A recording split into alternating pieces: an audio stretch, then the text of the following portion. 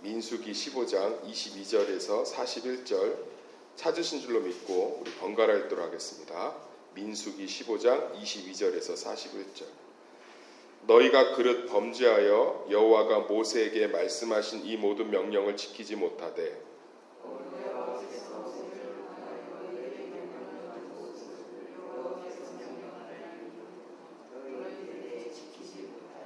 회중이 부지 중에 범죄하였거든 온 회중은 숫송아지 한 마리를 여호와께 향기로운 화제로 드리고 규례대로 소제와 전제를 드리고 숫 염소 한 마리를 속죄 죄로 드릴 것이라.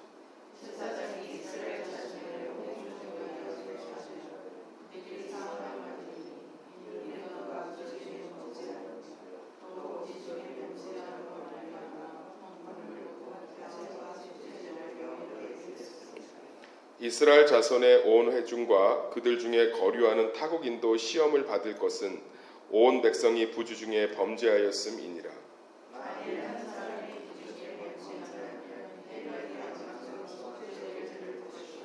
제사장은 그 부지 중에 범죄한 사람이 부지 중에 여호와 앞에 범한 죄를 위하여 속죄하여 그 죄를 속할지니 그리하면 사함을 얻으리라.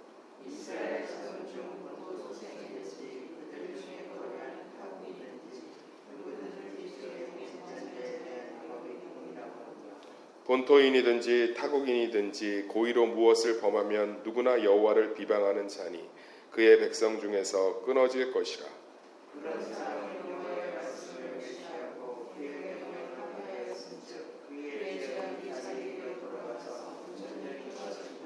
이스라엘 자손이 광야에 거류할 때 안식일에 어떤 사람이 나무하는 것을 발견한지라.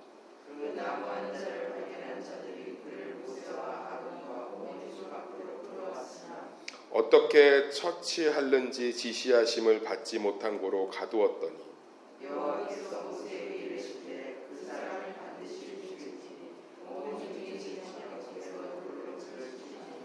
온 회중이 곧 그를 진영 밖으로 끌어내고 돌로 그를 쳐 죽여서 여호와께서 모세에게 명령하신 대로 하니라. 이스라엘 자손에게 명령하여 대대로 그들의 옷단 귀에 술을 만들고 청색끈을 그 귀의 술에 더하라.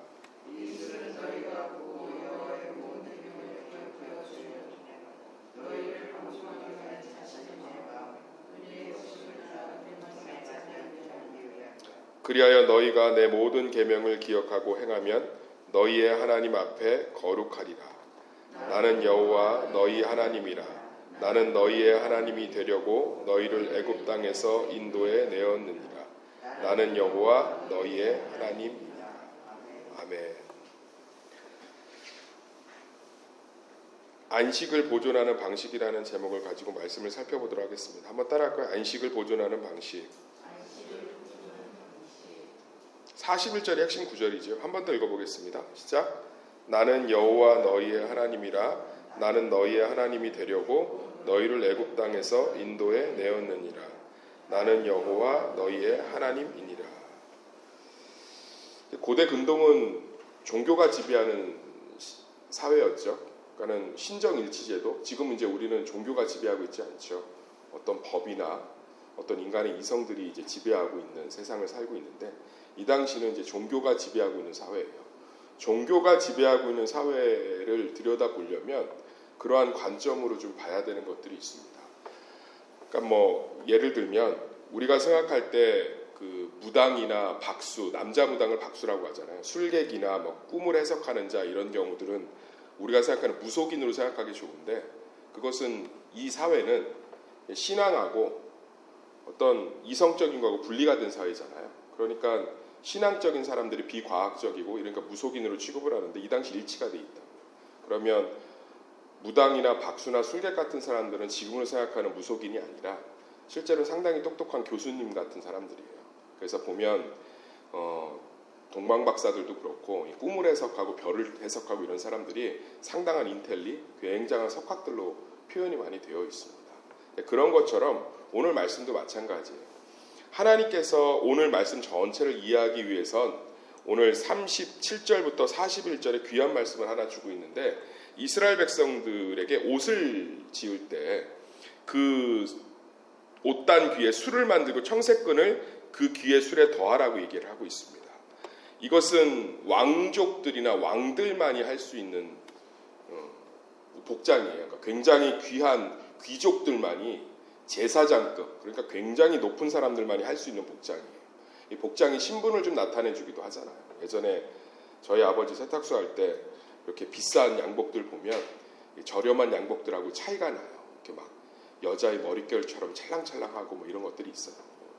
뭐 우리 아버지가 기억나는 건 뭐 어린 양털 가지고 만들었다는데 뭐 아무튼 그렇다고 들었고요. 뭐 신분을 좀 나타내주지 않습니까? 이 당시도 이런 옷들은 아주 소수의 사람들만 입을 수 있는 옷인데 왜 이스라엘 백성을 전체에게 이렇게 옷을 입으라고 했을까요? 이스라엘 자손에게 명령하여 대대로 그들의 옷단 귀에 술을 만들고 청색건을 그 귀에 술에 더하라. 이 술은 너희가 보고 여호와의 모든 계명을 기억하여 준행하고 너희를 방종하게 하는 자신의 마음과 눈의 욕심을 따라 음행하지 않게 하기 위함이라. 이스라엘 백성들이 모든 나라에게 모범이 되는 제사장 나라가 되라는 거죠. 그러니까 이 당시에 자기 마음대로 살잖아요. 자기가 믿는 신을 따라서. 그런데 그 마음대로 사는 삶들이 결국은 너무나 큰 고통과 너무나 큰 절망들을 가져오니까 어떤 빛이 있어야 되는 이 사회 빛이. 그게 이스라엘 백성이 되라는 거예요. 그래서 이스라엘 백성 전체들이 귀족들이나 제사장들만이 입는 그런 옷들을 입으면서 이스라엘 백성 전체가 출애굽한 이유, 살아가는 이유를 세상 가운데, 사람들 가운데 드러내게끔 하신 거죠. 그게 뭐냐면 하나님의 법도와 하나님의 말씀이 우리에게 유익이 되는 유일한 진리라는 거예요. 그러니까 오늘 보면 아니 안식일에 나무했다고 때려 죽이고 실수하는 죄는 용서하되 의도적으로 지은 죄는 용서 못하고 너무 엄하다는 느낌이 들 수도 있고 그리고 또 나 스스로가 위축될 수 있잖아요. 내가 지금 실수하는 죄를 졌는지 아니면 의도적인 죄를 짓고 있는지. 근데 이 모든 것들을 하나님께서 명령하신 이유가 뭐냐면 근본적으로 하나님의 말씀이 우리 가운데 비치고 진리라는 거예요. 근데 많은 사람들은 하나님의 말씀을 어기면 하나님이 화를 내서 때리고 죽이고 끊어내고라고 생각을 하지 하나님의 말씀이 진리고 내 삶에 유익된다라는 신앙 고백으로 돌아가셔야 되는 줄 믿습니다. 그러니까 많은 분들이 하나님이 죄를 범하면 분노하고 싫어해서 혼을 낸다고 생각하지 그 죄 자체가 우리를 파괴하고 있다는 생각을 잘 못해요. 그러니까 하나님께서 이토록 죄를 싫어하시는 이유는 뭐냐면 죄가 우리 삶을 망쳐놓기 때문입니다. 그래서 죄가 무엇인지에 대해서 설명해주고 있는 거예요. 하나님께서. 그러니까 죄 짓지 마라. 죄 지으면 내가 혼낼 거야. 라는 얘기가 아니고 죄가 너희들의 삶을 무너뜨리는 혼돈이고 파괴라면 원래 죄라는 뜻이 히브리어의 두 뜻이에요. 파괴하다, 관역을 벗어나다. 혼란과 혼돈, 파괴하다. 그러면 반대로 그 혼란과 혼돈을 다시 질서로 그 파괴를 다시 생명으로 가져오려면 하나님밖에 없잖아요. 그러니까 우리 삶 가운데 도대체 하나님이 주시는 기준, 하나님이 주시는 죄에 대한 기준이 뭔지에 대해서 민수기 15장 22절에서 41절이 잘 설명하고 있는 거죠. 그게 뭐냐면 실수를 통해서 지은 죄가 있을 수 있다는 거죠. 그러니까 모든 죄 가운데 우리가 연약함 가운데 짓는 죄는 하나님 되게 관대하게 용서하고 있어요. 뭐 공동체가 지은 죄는 숫, 염소하고 숫송아지 들여서 해결하게 해주시고 개인이 지은 죄도 암, 염소를 들여서 해결하게 하시잖아요. 그러니까 실제로 이 뭐 숫염소도 중요하고 암염소도 중요하고 숫송아지도 중요하지만 해결을 볼 수가 있다고요. 그러니까 우리가 연약함 가운데 지은 죄들은 해결을 할 수가 있지만 오늘 30절부터 31절까지 나와 있는 무엇을 고의로 범하면 여호와를 비방하는 자니 그러니까 하나님을 믿지 않는 가운데 하나님을 신뢰하지 않는 가운데 짓는 죄는 우리 삶에 치명적이 될 수 있다는 거예요. 그러니까 우리가 신앙생활을 하면서도 하나님을 신뢰하지 않으면 그것들 때문에 결국은 그것에 사로잡히고 얽매는 경우들을 볼 수 있잖아요. 그게 죄의 특징 아닙니까? 사랑하는 새소망교회 또 새벽 성도님들, 우리 가운데 하나님을 신뢰하지 못해서 얽매고 하나님을 신뢰하지 못해서 어둠 가운데 있는 죄들을 오늘 하루 한번 묵상해 보시기를 간절히 소망합니다. 하나님을 신뢰하지 못하고 하나님을 사랑하지 못해서 짓고 있는 죄들이 있죠. 그 죄가 내 삶을 얼마나 옥죄고 있는지 얼마나 평강을 깨트리고 있는지 생각해 본다면 오늘 민수기 15장 22절에서 41절이 말하고 있는 죄의 무서움, 죄의 위력을 잘 볼 수 있는 거예요. 그래서 우리 삶 가운데 연약함 가운데 짓는 죄들은 하나님이 분명히 해결할 길을 주시지만 우리가 하나님을 믿지 않는 가운데 짓는 죄들은 분명히 이렇게 우리 스스로를 무너뜨릴 수 있죠. 예수님이 모든 죄를 용서하셨지만 우리가 죄성이 있어서 죄를 반복적으로 지으려고 하잖아요. 그런데 그것이 우리의 연약함 가운데 짓는 죄들은 보면 그 죄를 통해서 성숙도 하고 죄를 지으면서 죄가 무서워서 이제 죄를 피하기도 하고 죄를 떠나기도 하는데 실제로 하나님을 신뢰하지 못하기 때문에 짓는 죄들이 있어요. 뭐 그런 것들을 좀 떠올려 보면 그것들을 좀 묵상해 보면 제가 일일이 거론해 드릴 수 있는데 오늘 하루 한번 묵상해 보세요. 내가 하나님을 신뢰하지 못하기 때문에 하나님을 믿지 못하기 때문에 짓는 죄들 뭐 많지 않습니까? 뭐 어떤 문제가 왔을 때 그 문제 가운데 기대감 없잖아요. 그러면 원망하고 불평하고 근데 이 문제를 통해서 하나님 일하실 것들을 붙들면 그것이 감사로 바뀌잖아요.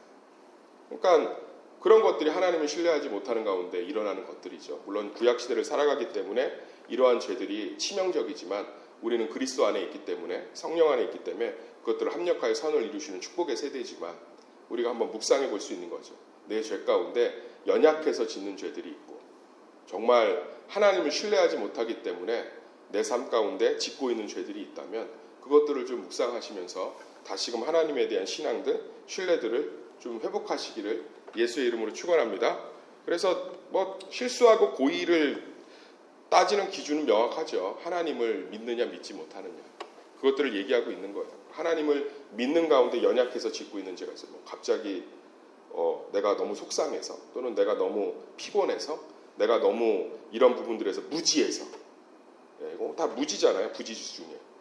근데 제가 참 안타까운 건 성도들은 이런 무지의 죄는 많이 짓는 것 같은데 고의는 많이 없는 것 같아요. 제가 진짜로 뭐 이렇게 생각해봐도 우리가 너무 말씀을 몰라서 우리가 하나님을 잘 몰라서 짓고 있는 죄들이 분명히 있어요.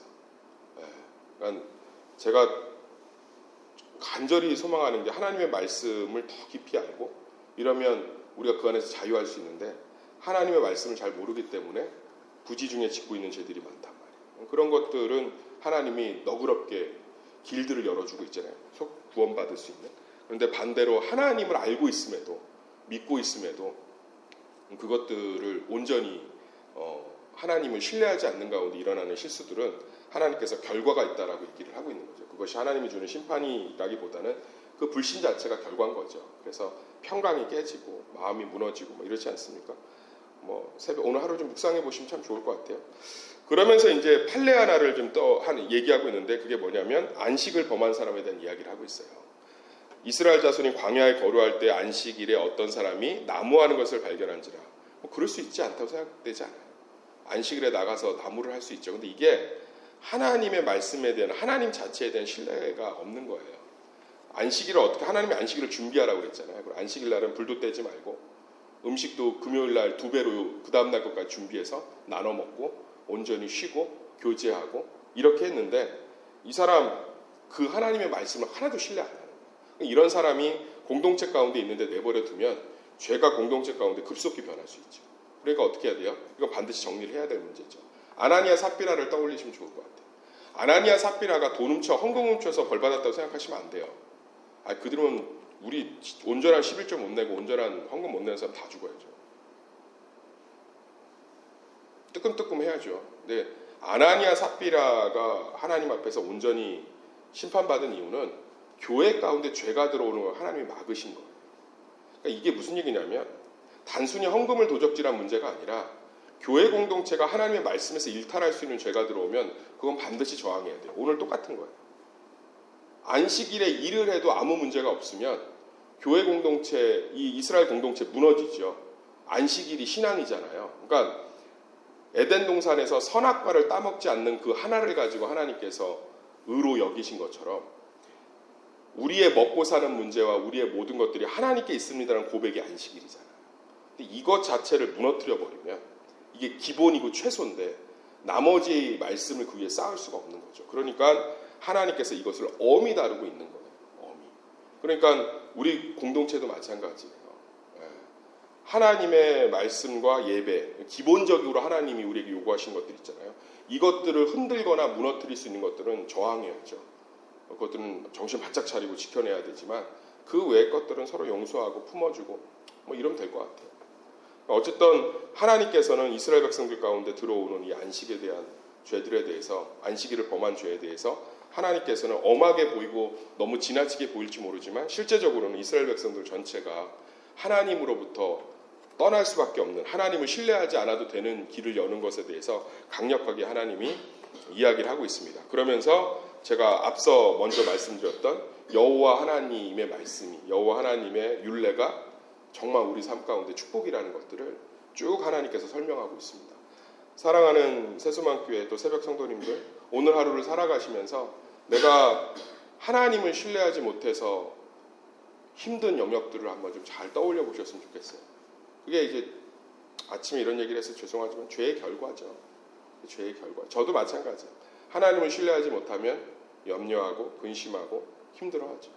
하나님을 신뢰하면 그것들이 평강으로 바뀌지 않습니까? 그래서 오늘 하루 내 삶 가운데서 하나님을 온전히 경외하고 신뢰하는 그것들을 통해서 우리 삶의 죄의 결과로부터 좀 자유하게 되는 것들을 경험해 보시기를 소망합니다. 우리는 얼마나 축복된 세대예요. 예수 그리스도가 십자가의 죽으심을 말미암아 소를 잡을 필요도 없고, 우리가 하나님 앞에 나와서 예수의 산재물, 영원한 재물 되셨으니까 그 앞에서 엎드려서 주님, 제가 또 부지부지 중에 범죄하였습니다. 제가 이렇게 주님 신뢰하지 못해서 범죄하였습니다. 그러면 하나님이 모든 걸 용서해 주시죠. 그런데 구약 시대는 얼마나 참 어려운 시대를 살아가고 있어요. 우리는 축복의 세대니까 예수 그리스도 의지해서 오늘 하루 좀 내가 이 안식일을 범하는 것처럼, 이 안식일을 범하는 걸 단순하게 뭐 행동 이게 아니라 근본적인 중심이잖아요. 이 사람 하나님에 대한 믿음이 없잖아요. 내가 믿음이 없는 영역들, 내가 믿음이 없어서 하나님 앞에 놓치고 있는 것들을 좀 잘 붙잡아 보면 그 안에서 우리 삶의 근본적인 문제들이 보이고 그 문제를 하나님께 내려놓을 수 있는 새로운 기도의 장들이 열릴 줄 믿습니다. 그래서 오늘 하루 하나님 앞에서 우리 믿음, 하나님을 신뢰하지 못하는 영역들을 점검하셔서 정말 그것을 축복으로 바꾸시,